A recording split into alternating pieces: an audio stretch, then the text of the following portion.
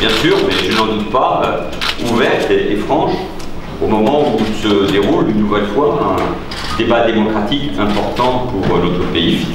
C'est important car aucun projet n'est ficelé, totalement verrouillé. Il y a besoin toujours de dialogue, d'échange et de confrontation. Cela a toujours été le cas avec votre organisation, cher François Asselin. Nous avons eu des désaccords évidemment, mais nous avons aussi su nous parler et mettre, c'est l'essentiel, de la bonne volonté et du pragmatisme pour trouver des solutions. Et je dirais que nous avons besoin de la confédération des PME dans les temps qui viennent. Je crois d'ailleurs que c'est bien votre intention, être des acteurs disponibles et exigeants du dialogue social à tous les niveaux. Et j'en profite évidemment pour saluer votre nouveau nom et votre nouvelle identité visuelle qui, je crois, marque cette volonté d'être des acteurs connus, reconnus, encore mieux reconnus pour porter la voix des PME. Quelques mots, bien sûr, très rapidement, pour respecter le cadre que vous venez de définir sur le projet que je porte. Quelques principes, donc. D'abord, notre pays ne s'en sortira, ne pourra pas poursuivre son redressement sans un soutien à ce tissu irremplaçable des PME. Ce n'est pas une affirmation de principe. PME et TPE font la force de notre pays. C'est là où l'immense majorité de nos concitoyens y travaillent et elles sont par ailleurs plébiscitées par les Français.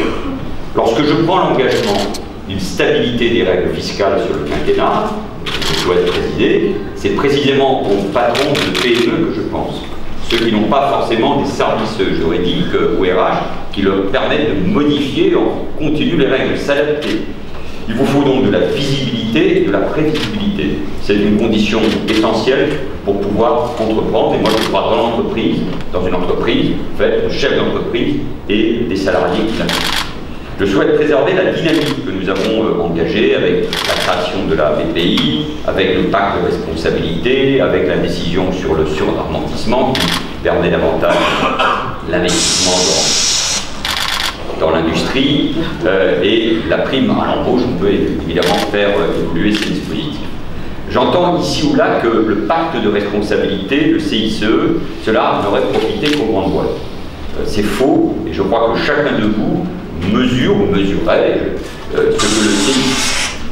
ce que le CICE vous a apporté en termes de marge.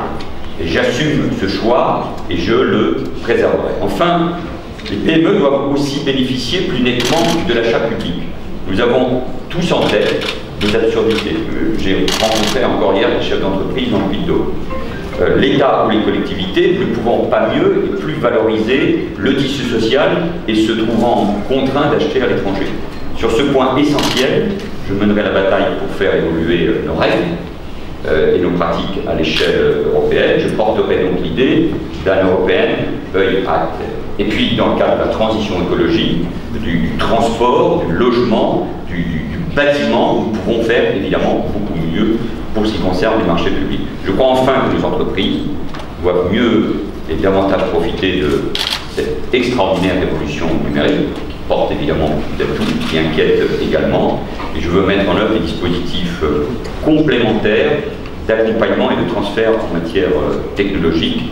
C'est un chantier immense, mais là aussi, il ne faut pas le réserver aux seules grandes entreprises. Le crédit impôt recherche a été sanctuarisé. Il doit rester sanctuarisé. Nous avons créé également le crédit d'impôt innovation pour les PME et je souhaite que le recours à ces dispositifs soit simplifié et que les entreprises puissent faire appel, par exemple, à des certificateurs agréés pour l'éligibilité de leur projet. Je voudrais finir d'un mot en vous disant que vous pourrez compter sur ma mobilisation. Nous avons surtout besoin de la vôtre. Je pense en particulier au dialogue social interprofessionnel. Nous avons besoin d'entendre la voix des PME. Nous aurons besoin que vous portiez et défendiez vos solutions. C'est le sens de votre engagement actuel. Mais je veux vous redire pour ma part que je crois au dialogue social. Je sais qu'il n'est jamais simple ou évident dans notre pays.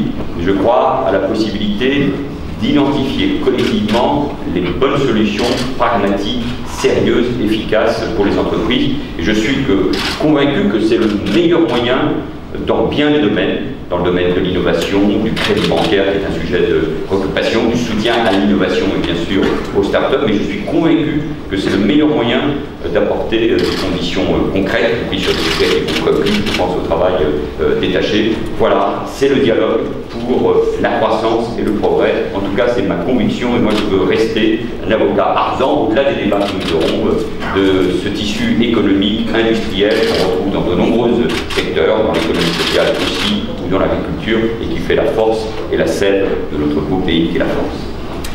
Merci, Monsieur le Premier ministre, pour cette introduction. Sans plus attendre, Jean-Alain Marcari.